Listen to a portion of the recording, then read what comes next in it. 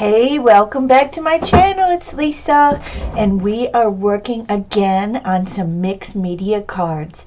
And these are all occasion cards, not just the Christmas cards, not holiday cards.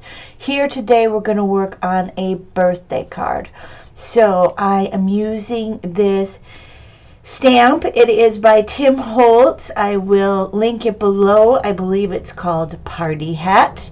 And I'm using this pattern paper pad. That's hard for me to say. And I am going to link the pattern paper pad below. And of course, we know how to make our backgrounds. I used the cereal box cardboard. I put down my dictionary page, and now I'm putting down some of that pattern paper and using my matte gel, I believe. Yep, I used matte gel this time just because that pattern paper is a little bit thicker. The name of the pattern paper is the Essential Craft Papers by Craft Consortium, and it's called Watercolors. It's a 6x6 paper pad, and I am loving it. Okay, so now I'm going to push that background just a little bit back with some gesso, and we do this all the time. This is nothing new. The only new thing is that we're going to be making a bunch of different like not holiday cards, but birthday cards, all occasion cards, I call them. Just basic greeting cards. And I think that using the mixed media techniques and your rubber stamps and all of your mixed media products are a great way to stretch your stash and do something a little bit different. So I used my stamp, and I went ahead and stamped it right down on the panel that we're going to use for our card. And I also stamped it on some of the rice paper that we used in the card previous. And what I did is used my neon colors, and I colored the hat portion, you can see it there on the right, with a red on the back side of it. And then I covered the neon color very carefully with my matte medium so that it would not bleed through. Now we're going to place that hat portion on top of the rubber stamped image, and we're going to use our matte medium again, and that is going to let that color shine through. So it really is kind of a different technique, but really quite cool to get that to stick down, and then you can see as the red shines through from the back portion. Now a little bit of my ink was smearing there, so I went ahead and just dabbed it up with my damp towel, and that is just telling me that we will no longer be using Copic ink or Memento ink, excuse me, for these projects, because the archival ink is much better for the ink that will not smear. So more permanent ink. Okay, so now I want a little bit more texture to that background, and I'm going to use this stencil by Tim Holtz, and the stencil's name is Bubble. I will again link it below, and I'm using, of course, my favorite heavy, super heavy gesso by Liquitex. And that container is almost empty. I probably will use up a bunch of modeling paste because I have a lot of that, and then later down the road I will get me some more of that heavy gesso that I really like. I just cleaned off my stencil in my art journal book, as you saw there.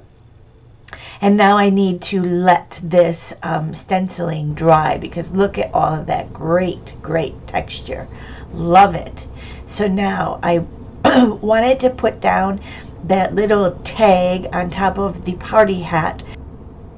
So I used a piece of paper, I inked up the stamp, and I just pressed it into where I wanted my piece of paper to go. And I just wanted that little party tag or banner, and then I cut it out real carefully with my scissors, adhered it down with my matte medium, and now I'm going to give the whole card panel a little bit of my burnt umber and water wash to bring out all of that detail of this stenciling that we did a bit earlier. So I don't need much of it. I'm just using a little bit from the cover of my paint tool, and that is just an acrylic burnt umber color, and I mixed it with water to create that really cool wash. I'm just going to put down a couple of little napkins here, give my background panel a spray, and dab off the excess to get it the way I like it, and I absolutely love it. I think that these cards are super duper adorable. Okay, given that a dry, and now I was kind of picking out my panel that I wanted to make that red pop, and I chose the red one in the end. The blue was just a little too light for me, so I'm giving that a great dry. I'm using my Vintage Photo Distress ink, and I'm going to go around the edges as I did in the previous card that we made, and this is how I assembled it. So I used my double-sided tape, and now this one is by Suk Wang tape. It's a little bit stronger than the one I used in my previous card, and I will link that card up above here so you can see the one that we did previously with the girl underwater, and that was a whippersnapper design stamp. Just going around the edge of my card front, adding that Vintage Photo ink and giving it a nice border. Then I'm going to adhere down my card front after I do the same, giving that the Vintage Photo Distress ink all around the edge to give it that finishing touch that it needs. I love the brown distress ink on these cards. It makes it look really great. Peeling off that double-sided adhesive backing, going to place it on my card front. And look how neat it is with that red. It really makes it pop, doesn't it? Giving it a good seal. And now we're going to use our 6B Extra Soft General's Charcoal Pencil, giving it a little bit of an edge for the dimension, and then going underneath to give it that shadow. Look how neat, huh? I really like these cards. Let me know what you think in the comments. I would appreciate if you let me know if you like watching these mixed media cards, or is it something that you're really not interested in. I really love to make cards, and I really love mixed media, and I thought, well, maybe this is a way that I could create both projects at once, because I think they are great. Adding a little bit of blue to that ribbon down there, the streamers, and adding a little bit of my Posca paint pan to the lines on the hat, just to make those lines pop. And I am just following the lines that are already there. Nothing fancy about this.